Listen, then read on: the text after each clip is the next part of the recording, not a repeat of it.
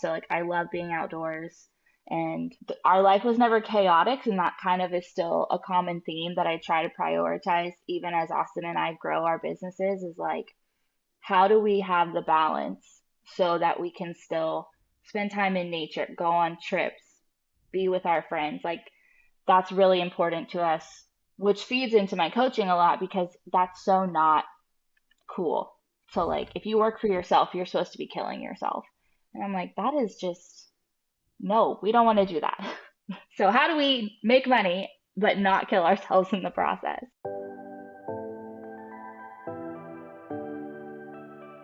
Hey guys, this is Coach K, and you're listening to the Making Changes, Breaking Barriers podcast, where we talk about you. This is about you, your mind, and your path. So very excited today. We have this very awesome woman here to join us on the podcast episode. We have Grace Pillsbury here coming from Florida. You're in Florida, right? Yes. Yes. Okay. I know you live in Jacksonville. I just wasn't sure if you were there exactly right now. But yeah, very excited to talk with Grace about her business and what she's put together over there. So I'm just going to go ahead and get started with a quick bio for Grace, and then we will jump right into our conversation. Grace Pillsbury is an entrepreneur coach and business owner of Wild Ellis, which is a marketing agency for small businesses based out of Jacksonville, Florida. Wild Ellis supports female-owned businesses with everything marketing from building a new website to marketing strategy and social media marketing. Grace is located in Jacksonville, Florida, like we already talked about, but the beauty of working with people in the online space is that she has the potential to work with businesses all over the country. So no matter where you're listening from, you have the opportunity to take advantage of Grace's services. So let's go ahead and just get started. Hi, Grace. How's it going? Hi, things are going well. The year has been off to a crazy start, and I'm really excited about a lot of things that we have in the work. Yes, we follow each other on social media, and maybe I'll get into a little bit more of like how we actually know each other, but I see that you are very busy over there with a lot of different things, but it's always really cool to see what you guys are coming up with and who you're working with, and even some of the personal things that you share on social media too. I like keeping up with your guys' life over there. But just to give a little bit of a background for my listeners, I guess short story, I know Grace I met Grace for the first time just this past year at my older brother's wedding in Jacksonville, Florida, where she served as the day of coordinator for their wedding day, which you did an awesome job. It was cool to see you in your element and taking charge on that day. Did it all go well from your perspective? Like, I don't think we ever talked about it after the fact. It was definitely it was one of the most fun weddings I've ever been to. And I will say, like, Katie and Alex thought through everything, and it was so fun to be able to watch them and all their friends just celebrate and have a good time.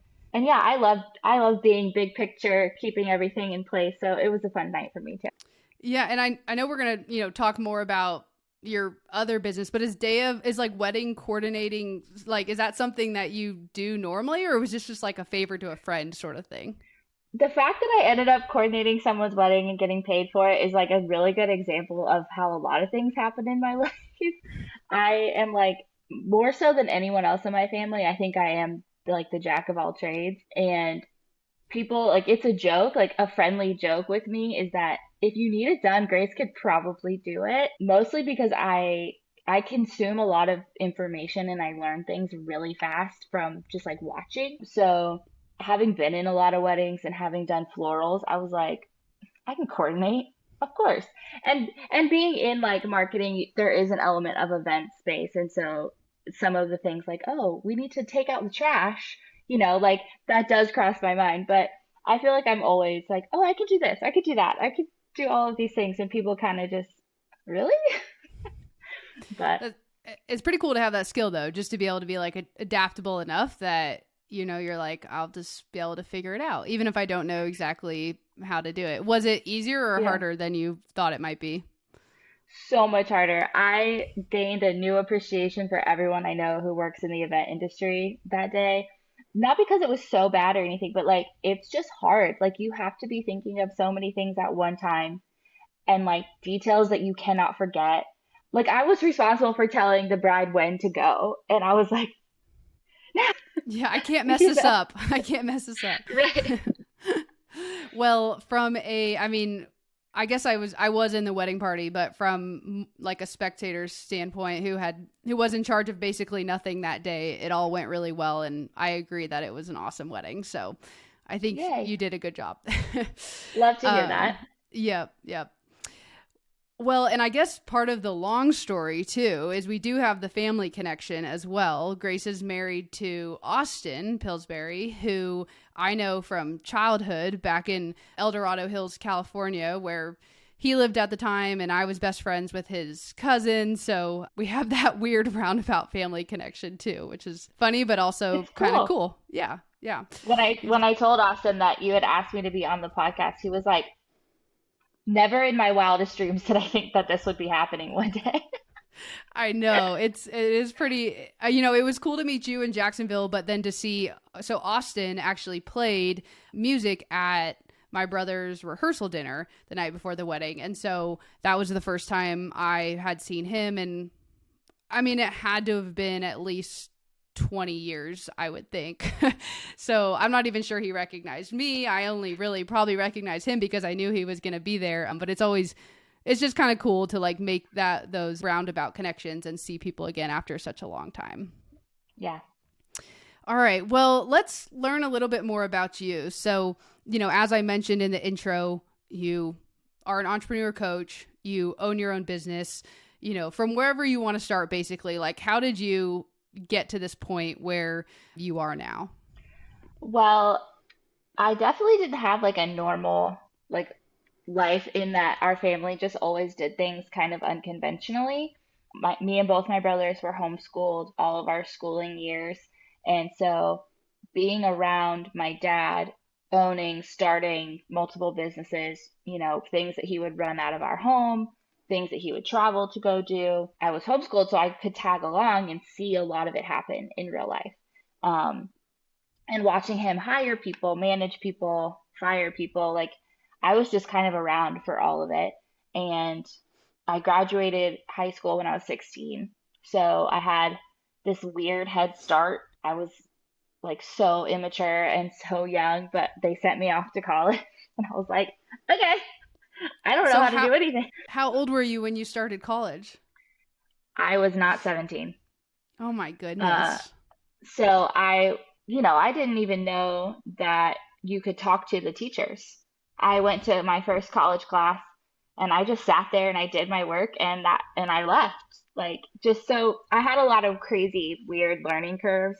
Had to learn how to like make friends as an adult. I was socialized as a kid, but with kids that I had known my whole life. So a lot of my like social skills, networking skills were born out of this like instant need to like fit in and be normal and like connect with other adults, which I think that like immersion really did help me looking back because I can kind of walk into any meeting, any business setting and figure out like how to get in there essentially. But yeah, I grew up here in Jacksonville, grew up like we spent a lot of time outside. We had animals, bonfires, four-wheelers, all that stuff. So like I love being outdoors and our life was never chaotic, and that kind of is still a common theme that I try to prioritize even as Austin and I grow our businesses is like how do we have the balance so that we can still spend time in nature, go on trips, be with our friends. Like that's really important to us, which feeds into my coaching a lot because that's so not cool. So like if you work for yourself, you're supposed to be killing yourself. And I'm like, that is just no, we don't want to do that. So how do we make money but not kill ourselves in the process? I want to get more into that work-life balance a little bit later because I agree that is it's such an interesting thing, right? Like the grind culture, the hustle culture. You tell someone like a mentor, for example, that like I'm going to start my own business. I feel like the first thing that comes out of their mouth is like, "Are you prepared to work 20-hour days?" It's like, no, I'm not. But I think I can Hmm. like at least start to try this without working 20 Yeah, hour days. So we'll yeah. have to get into that more. But I'm curious, what kind of businesses did your dad run or start when you were growing up? So he actually started, and I grew up hearing these stories. So like he started his first business when he was 17, he went to boarding school for high school, but when he would come home in the summer, his dad, my grandfather, always was like, "Yeah, do your own thing." Like they had a lot of money. He was really rich growing up, but my grandfather wanted him to be prepared for life and knew that he was a very ambitious person. So he was like, "Yeah, do this, do that," and he would connect him with people, which is that's exactly what my dad did for all of us. But he started mowing lawns for Burger Kings, and then he started Nice. fixing people's cars. And then he started being a handyman. That's how he met my mom. She hired him to do a job at the store where she worked, and he asked her out. Like it was just so crazy. But so he did all that like as a kid. He owned his own body shop and mechanic shop for quite some time. I want to say probably close to maybe like 15 years before I was even born. And then during my lifetime, he was a mechanic. He had a full shop at our house, like full time, worked out there. And then he started doing antique dealing. So that was really cool. My first like real job was at an antique store. He's always been a carpenter, so like he makes custom furniture. We had a fully functioning farm at one point in the midst of all of this. So like agriculture, like he really just was like, "Oh, sounds cool. Let's do it and see what happens." But a really valuable lesson I learned from him, especially as I got older, was like just because something was an exciting idea that you're passionate about, if it stops working, like you just have to let it go. It's not a personal thing, it's not an emotional thing. Like every business concept has a lifespan, and like you have to realize that early on or you will end up like depressed, run into the ground, broke. And so, there came the day that we sold all of our animals because it wasn't making us money anymore. There came the day that we closed the store that we had because it wasn't profitable. So just stuff like that, and like watching him pivot over and over and over, and like he never chose to be like, "Wow, what a failure. What am I going to do that didn't work out?" He was like, "Well, this isn't working anymore. So what's something else I can do? What's another connection I can leverage to open up another stream of revenue?" It was like this constant ebb and flow from one thing to the next, which is really like I have to challenge myself to do that, but it's just more exciting that way. First of all, I love that his first job was mowing the lawn of Burger King's. Like when you first said, they had a lot of money, that was not what I was picturing as his first job, but I love it, and it just I think shows the dedication to entrepreneurship it sounds like your dad had. And do you use him as a mentor? Like is he someone you talk about your business with? Yeah, a lot. Me and Austin both go to him for different things. I usually will like run my big ideas by him because he has had so many different concepts over the years. Austin really leverages his knowledge in like management, like as far as managing employees, like building a workplace culture, that kind of thing, because he's had so many employees over the years, and even down to like filing taxes when you're self-employed can be really complicated. Mm-hmm. So, both my parents have helped us with that a lot too. And I want to go back to that piece of advice that your dad gave you just about, hey, if something's, even if it is something you originally were passionate about and potentially still are, but hey, it's not working and we need to be realistic about that. Let's move on. I feel like that's huge and so hard for people to do.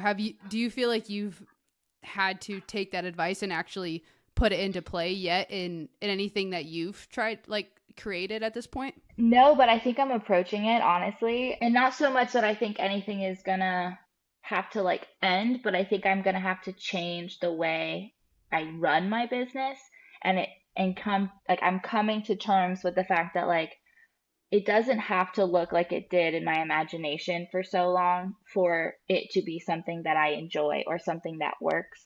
And it's like, I think that is a hard part of being someone who is very driven. And like, this applies even if you're not a business owner. Like, if you're really passionate about one specific area of life, it can be really hard to not romanticize how it's going to play out. But like, it doesn't have to play out exactly like you imagine for it to be good or for it to work or like I was saying, to enjoy it. And you'll be able to do so much more if you can kind of have a looser grip on like the fantasy of things.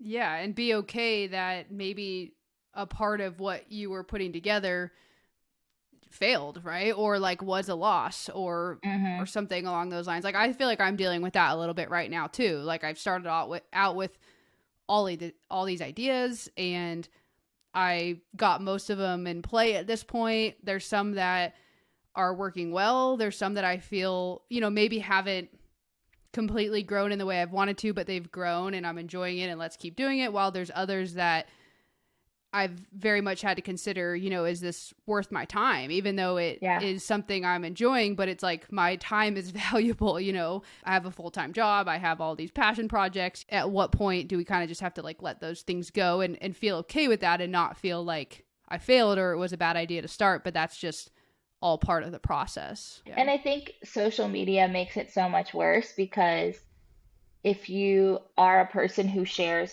much of their life, most people are going to know that you're trying something new.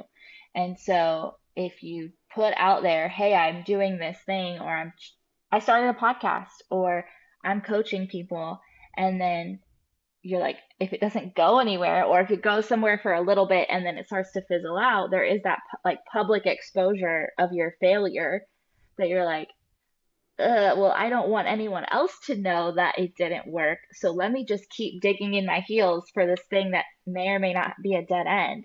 At least that happens to me. No, me too. I'm with you. The whole social media thing, I mean, that being a big piece of it, but is very, I don't know, like a little bit of a constant battle. How much do I share on social media? How much do I make about my business versus personal life? How quickly do I share an idea to even get feedback versus, oh, now I've shared this idea too quickly and it's actually not something I'm going to pursue. And so have I made myself look like a fool at this point? I mean, there's like a million thoughts that go through my head as well. But regarding social media, this was actually something I wanted to bring up with you because I know that part of a big part of your business is social media, obviously marketing your guys' services, but then also helping other people market theirs.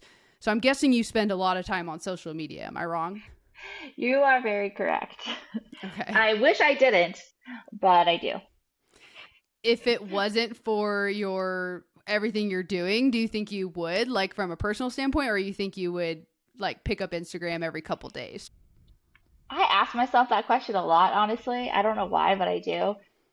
I think I would probably still use it heavily for a personal outlet because I am an extrovert, so I love that feeling of connection with my friends, and I have a lot of friends across the world, and so it is really fun to see what they're up to and to share and like I do think I use it a little more relationally than the average person. I'm not a big like mindless scroller.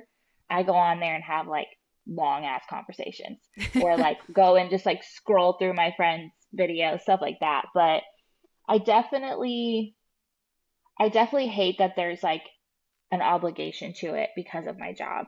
Like, I love creating the strategy. I love creating the content. I love figuring out a plan that will work. But when it comes to implementing, if I could just like pay someone a bunch of money to do that piece, I would. But I'm just not there yet. Yeah.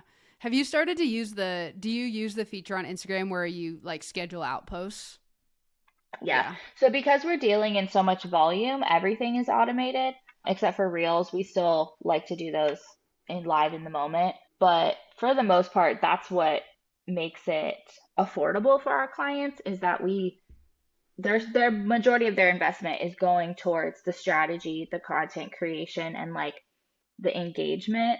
As far as the daily posting, we are using as much automation as possible so that we can put our time into more like higher returning tasks.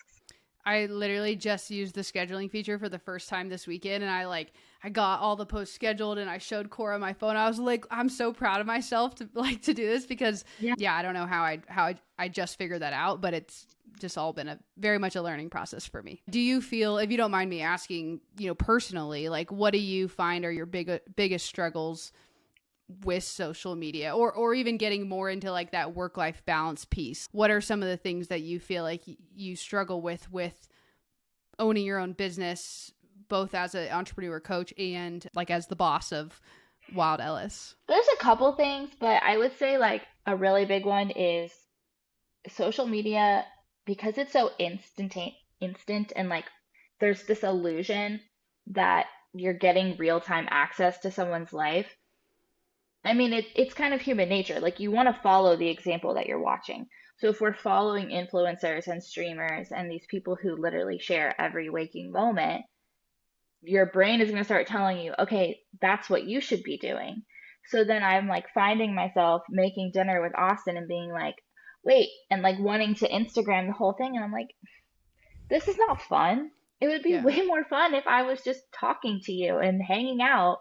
And it's like created this pressure to share stuff that literally no one cares. At least not coming from me. They don't care what I make for dinner.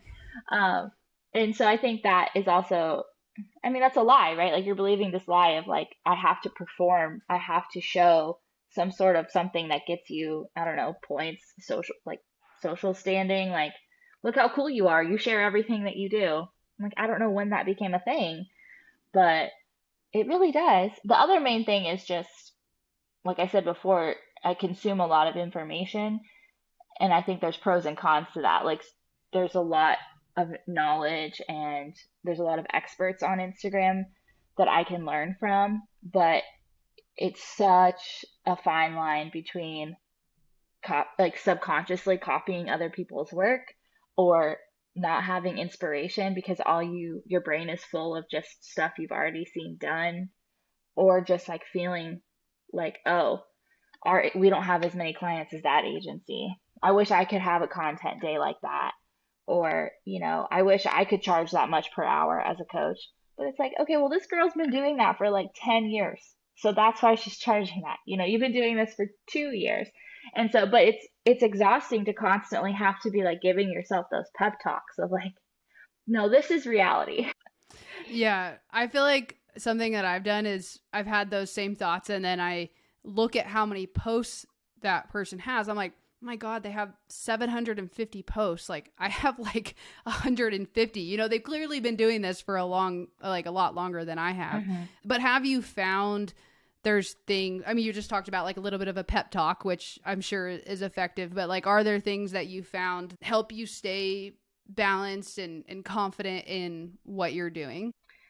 Yes, and it definitely ebbs and flows. Like, there's always seasons where that doesn't happen as healthily as it should, but for the most part, I would say like my two big rules of thumb for myself, and I do often encourage like my clients to do the same, is outside of work hours, turn off notifications. Like that way, if you do choose to open the app or if I do choose to go on, like it's for my own personal entertainment. I'm not going to get sucked into work. And like, I even have a little rule with myself that if it's after 10 p.m., I am only allowed to go on the explore page and look at like stuff that has absolutely nothing to do with my life. Like, and that's just the mental boundary that I need because it kind of helps me relax, whatever.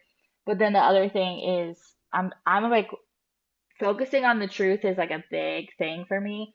And so I have, literal just like statements of truth, affirmations, whatever you want to call them, of like, when it comes to professional stuff, when it comes to personal stuff, like you don't owe anyone an explanation for X, Y, or Z, or like you don't have to be on social media on the weekend. No one is going to miss you. Like your friends will call you if they really want to talk to you. Silly things like that, but it's really helpful. And with business, I remind myself constantly, like, I'm serving the clients I have to the best of my ability. And if I'm lacking somehow, I can learn. And so I should be spending my time learning, not comparing myself to other brands on social. I really like that. I like that learning versus comparison because, yeah, it's so easy to fall into that trap. But I love all those little things, right? Like whether it is the pep talks, or the things that you've learned that you may need to remind yourself even on a daily basis. But that's okay. Like, hey, I'm willing to remind myself of this so that I can keep going, and setting the boundaries on social media is huge because I mean we could just be on that pretty much all day long and get sucked into it. So we've talked about some of the challenges that I didn't intentionally mean to start with like only the tough stuff and the challenges of owning your own business, but can you explain a little bit more to the people that are listening the difference between your role as an entrepreneur coach and then your role as the boss at Wild Ellis? It's so funny. I don't know why I picked the word boss. Like, I don't know. It works. Are you the But it owner? makes me, I am, Okay. but like I also work in the business and I also manage people. So I don't know. That's where it just made me laugh to hear you say it like that. I I was like, like oh. it. I like it. You know, it's like you're the boss. It's awesome.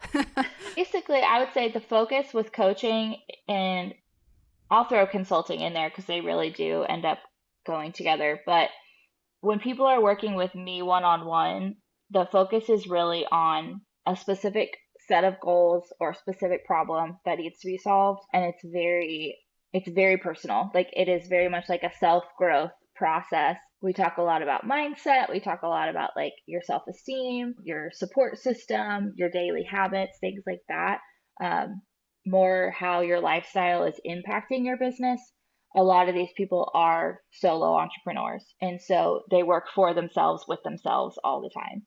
And so that really is an important area to focus on. And then I do provide, and I can provide like strategic guidance. So it's like, okay, well, if part of what is making you insecure about your business is the fact that you don't have a marketing strategy, then let's make one.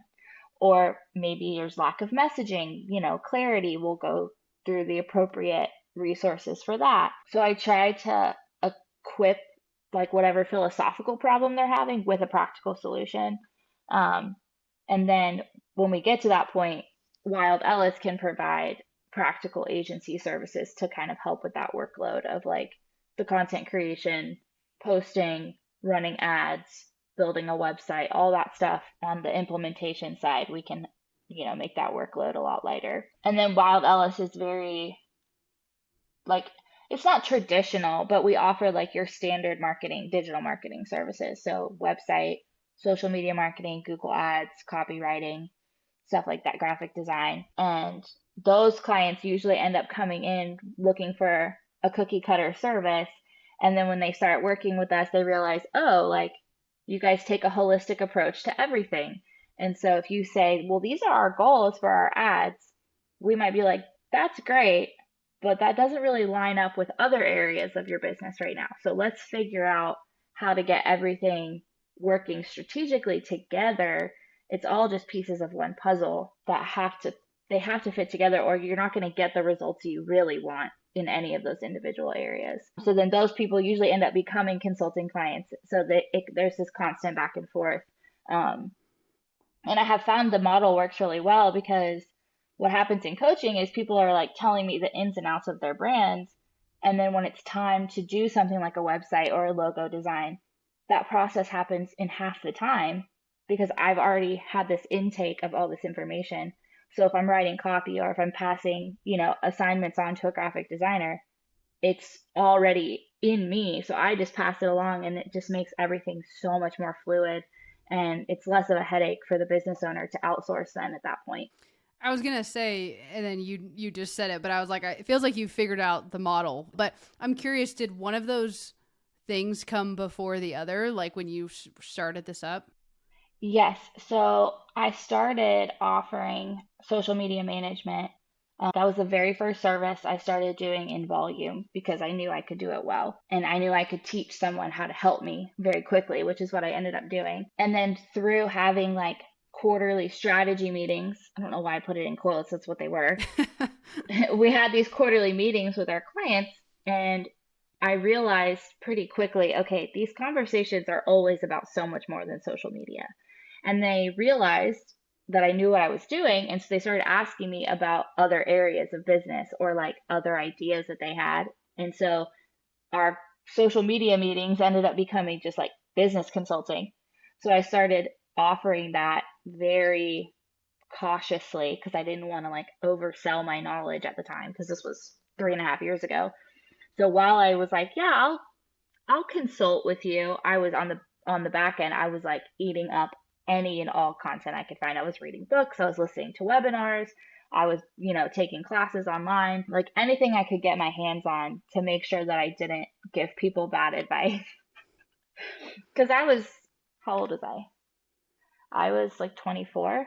Wow. So I was young and I was Yeah. like, but then I didn't even realize at the time that my whole life, my whole childhood was actually bolstering that knowledge and all those real life experiences I had But I didn't put that together, honestly, until like a couple months ago. That I was like, oh, the weird way that I grew up is probably one of my biggest selling points for being a business coach under 30. Like, so that's kind of cool. For sure. I mean, not many people grow up in that sort of environment. When you said that at the very beginning, and I was like, oh, everything makes sense now, right? That, you grew up in that sort of environment. So it seems like you were offering up, or it seems like you were giving this business consulting kind of just almost organically because it came with the social media marketing part of things. And so then you were like, okay, well, if I'm giving this, maybe I actually start charging for it. And now if I'm charging Yeah. for it, I should probably make sure I 100% know what I'm talking about. Yes. Yes. Okay. Yeah. All right. So, okay, that gives a little bit more clarity on like what it is you exactly do. So I'm curious. I mean, do you love what you do? Like, are you enjoying this process over the past, sounds like maybe 3.5 years or so since you really got into this? There's always moments, when you're like, I could just go get a job somewhere and come home and be done. But as on the surface, other options are alluring, but really, I think because I don't take for granted that I know myself really well, and that helps me make a lot of like major life choices. But anytime I consider that, I'm like, I know I would be miserable. And so even when it's hard and I'm like, this is a lot of hard work, or I'm having to stretch myself, or maybe I'm shorthanded if, one of my team members moves on because they're all freelancers, then I'm like, I'm doing all of this stuff. Those moments make it worth it because when that isn't happening, I I really do feel like not only am I just daily getting to do things that I'm good at and that I enjoy, but I'm also literally helping other people do the exact same thing. So, being able to do the coaching really like fills my cup emotionally, and then that gives me energy to go and do like the tactical, strategic, like business operations type of stuff. I would assume that with your skills that and the fact that you've like created this business and have been successful with it, that you could potentially go work for like a bigger corporation, a bigger business and basically do what you're doing but for their clients. But I would assume that there's some pretty big differences there in terms of like work-life balance and just having the complete autonomy to help clients in the way that you want to help them with the holistic approach and kind of all the approaches that you're taking. Are those kind of what holds you back, or is there something different that holds you back from maybe pursuing something like that? No, I think about it sometimes, especially like just being transparent when you look at the dollars and cents. Like being a small business owner is not always the most lucrative way to live your life, but I don't I don't really care that much about money, which can be a problem, but that's a whole other conversation. Um, I think the idea of having like any sort of red tape really freaks me out. Like the idea that even if I had like an upper level management position, say I did, that if I had an idea and there was anything between me and that idea happening or like helping a client, like you're saying, then I'm just like, why would I even bother then? You know? And I know so many people who have corporate burnout because like they are really passionate, innovative people, and that kind of stuff happens. They're like, we should implement this strategy for this brand that we manage. And there's like all these hoops you have to jump through, and it might still not get approved and all this stuff. I'm like, if I had that good of an idea, I just want to be like, hey, client, let's do this. It's going to be awesome. And they're going to be like, okay. And then we do it.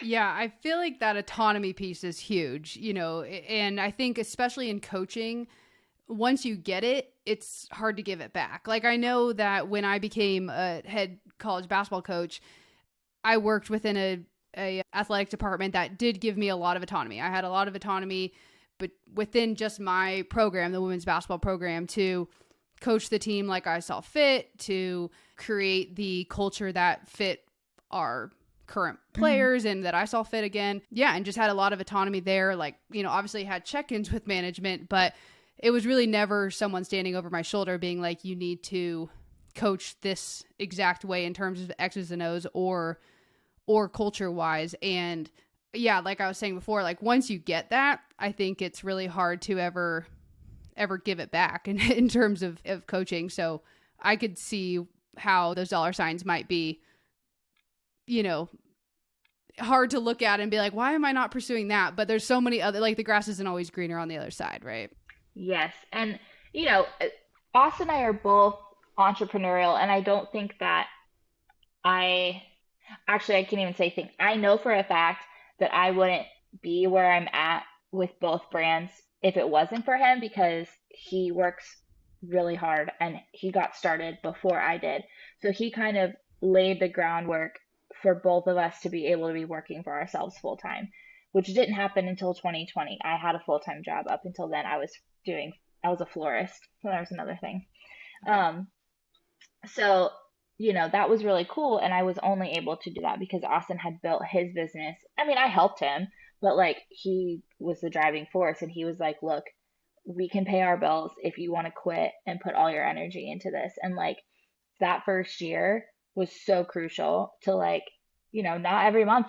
I didn't really contribute much every month, you know, and then it got to a point where I was like, okay, we have retainer clients, we have recurring revenue, I can start to advertise, like, and then it just snowballed from there. But we both are so driven by like the joy that we get in it on a daily basis and how we can support each other, that the freedom that that allows, like, and even having a little bit of vision for the future of like, okay, well, you know, say we want to, which we do want to have kids. It's like, well, okay, well, what if we decide that two of our kids need to be homeschooled? And what if that's the best thing for those kids? We want to have freedom to be able to, one of us to teach our kid at home and like go on trips and take them to do cool things and make investments and set ourselves up for the future. And it's like, that just seems like a really cool adventure that we get to be so much more in control of if we don't have like a 9 to 5 salary job. And I think that the appeal of that is just a little too strong to seriously consider anything else. I appreciate you bringing that up because that was something that I think I haven't brought up yet, and I think is a really important piece of all of this too. And actually, I can relate. Cora and I both left. You know, she left a corporate job. I left working at a university back in, it actually ended up being 2021, but we kind of started formulating the idea in 2020. But we kind of had that same moment like, hey, we think we want to have kids.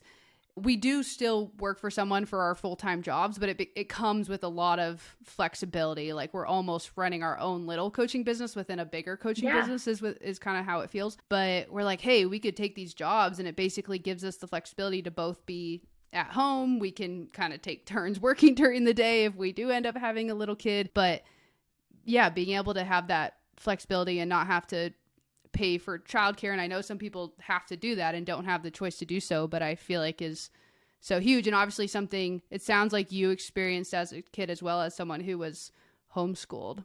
What was that homeschooling experience like, by the way? And you said something earlier that resonated with me because you said something about how that experience actually made you like more social or good at being social. Whereas I think some people, when they first think about homeschooling, they're like, how are they going to learn to like talk to other people? Which I feel like is such a silly concept, but Oh man, there are so many misconceptions about homeschool kids. And to be fair, there are some really bad examples of homeschooling life, but those are the exception, not the norm. I grew up in a community with like the majority of my friends growing up were homeschooled, and that was just luck, honestly. Like my mom had kind of already made a decision to do that before we met all these people, but that made it easier because there was other families to do things with, and we would co-op and field trips and all this stuff. But I think because I knew every opportunity that I had to socialize, like dance class once a week, or I was part of a nonprofit that was focused on the arts, like drama, dancing, things like that. I knew, okay, this is my 2 hours, so I better make the most of it. And I was really shy up until the time that I was in middle school. So I still enjoyed those opportunities, but I wasn't like a social butterfly until I got a little bit older. But yeah, I would say like it's like, okay, well, I have 2 hours to hang out with these people and have all the fun I can have before I'm going to go be at home with my mom for 4 days. that's cool though that you guys were like, it does make sense that you would benefit as someone who was getting homeschooled to find other people who were also getting homeschooled and to kind of create that little cohort between you guys. I'll say one other like thing about homeschooling is when people find out that I'm homeschooled, which I don't usually make it public knowledge. I don't know why. Maybe I should start. But people are always like, "Oh, that's so surprising." And I ask why because I'm like, "That's a weird thing to say." And so I'm like, "Why do you say that?" And it's usually one of two things. Either, "Well, you're really social. You're not weird." I'm like, "I'm pretty weird, but okay." And then the second thing they say is, "Well, you're really smart."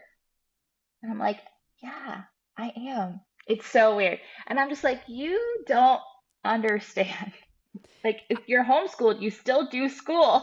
You maybe even do like more school. That second one's Yes. weird to me because I don't think I would have that, preconception of what being homeschooled meant. Maybe the social part was something that I grew up feeling Yeah. like, oh, people who are homeschooled are kind of weird, yeah, or like less social, which obviously is not true. But It depends on the kid. well, yeah, exactly. By the way, yeah, I think being homeschooled is cool and it's what makes you you and makes you unique as well. That's right. All right. Well, last kind of big question I have for you, and then we will go into our rapid fire round, which I do with every guest I have on the podcast. But yeah, last question is just like, what exciting things do you have coming up, whether that's within your businesses or even personally? Well, I am officially launching like a personal brand for to facilitate my coaching, and that will also kind of be the umbrella for special events, networking events, and then I'm hoping that will all evolve into like some sort of curriculum or membership. I'm not really sure what I want it to look like yet, but I'm really passionate about community and like having a good support system. And so I want to be able to facilitate that. I've considered doing like having a retail line, like a product. So I don't know. I'm excited to have the personal brand because I think it expresses me really well and it opens up a lot of opportunities for me to take things that like I'm already really passionate about and then just monetize them in a way that feels very natural. And I also know my clients really well, so I'm like, I know you're gonna like this. So Yeah. that makes me also excited about it. When it comes to Wild Ellis, I don't know what the future holds, honestly. I think for the first time since I started it, I feel very open-handed about it. And so it's kind of like there's a lot of really cool stuff going on with our clients that we get to help with. And that I think is really cool because it's like people that we've been working with for years. And it's like looking back at those conversations of like, yeah, in a couple of years, like I would love if this was happening. And we've been like consistently paving the way and doing that marketing, those strategic efforts. And now it's like we're breaking out of the chrysalis and getting to see these people like who just work their asses off. Like these are the most incredible women I know. And it's like getting to see them on the horizon of like, or on the cusp of like the dream version of their business becoming reality and having even the tiniest thing to do with it. I'm like, this is awesome, you know? So, and I think it's a cool place to be where it's like, wherever this business goes, I'm just going to follow it and we'll see what happens. I've never really been that way. You can ask my friends, that's not me. So it's like new but cool. So that makes me excited. I also feel like it's probably a sign that things are going decently well with it, right? It's like, okay, there doesn't really feel like there needs to be any like major changes and clients, we have been working with clients for a couple of years and they're seeing a lot of the results and things that they wanted to see and they set out for themselves, which by the way, I'm sure is also a super rewarding feeling for you as well. So congrats on that. But okay, let's go ahead and get into our rapid fire round to finish things up. So the goal of the rapid fire round, I have 5 questions for you, and it's for you to answer each question with one word to one sentence max. Although if you go over, it's okay. I'm not going to cut you off. It's hard for And me. yeah. And yeah, the point is basically just to kind of say the first thing that comes to mind. All right. So question number 1 is, what is one thing you're grateful for right now? There's so many things in my head. Honestly, my close friends in Austin. Like my relationships are holding me up right now. You did say community is very important to you, so that makes sense. All right, number 2, how do you deal with a loss or a failure, and how do you deal with a win? Failure, I definitely deal by processing with someone that I trust, usually Austin or my brand coach as well, or my best friend. win, I got to celebrate with my people Nice. or I buy myself something.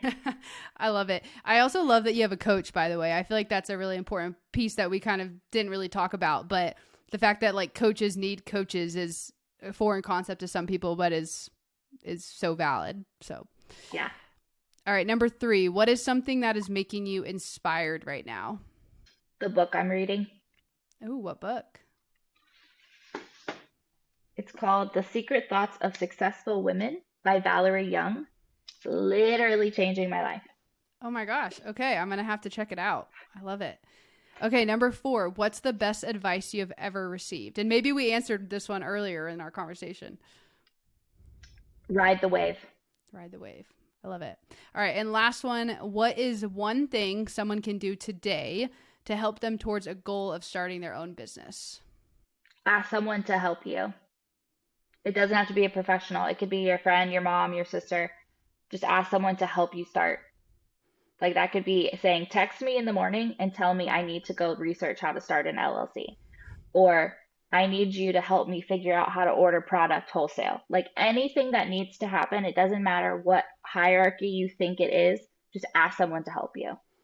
Just literally like get someone on your side so that you're not at it all alone. I love that. Yeah. Awesome. Well, Grace, thank you so much for being on the Making Changes Breaking Barriers podcast today. It was really awesome to hear more about what you're doing over there and just really get to connect with you more since, you know, we obviously had our little meeting last year, but yeah, I would honestly love to stay in contact and maybe even collaborate on more things in the future. Yes, absolutely. Thank you so much. This has been so fun and you did it. I mean, you made this so easy and seamless and I felt very comfortable the whole time and I'm excited because I love what you're doing and the content that you're putting out. So it's always energizing to work with someone who you feel like I feel like we align in a lot of ways, and that's just it's cool. It's I awesome. agree. I'm very grateful to be here.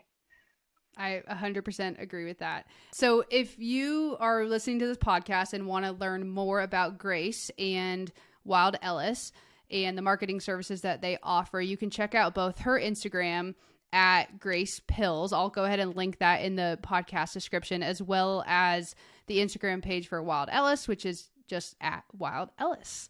So last thing before we go, like always, I'm going to leave you guys with my little spiel that I always do, but changing your path will not be easy. It will be challenging. I'll say that over and over again, but it will be worth it. So do a self-check today. Are you on your path up your mountain? And if not, what path are you on?